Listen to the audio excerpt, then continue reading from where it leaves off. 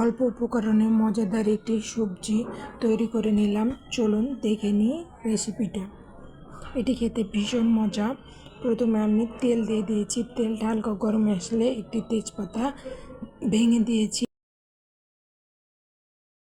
তারপর আমি 2টি শুকনো মরিচ দিয়েছি। তারপর কিছুটা পরিমাণ আমি পেঁয়াজ দিলাম। পেঁয়াজটা হালকা লাল ব্রাউন করে এখন ভেজে নেব। হালকা নেড়ে দিয়েছি। তারপর আমি 5 ফোড়ন দিয়ে দিলাম।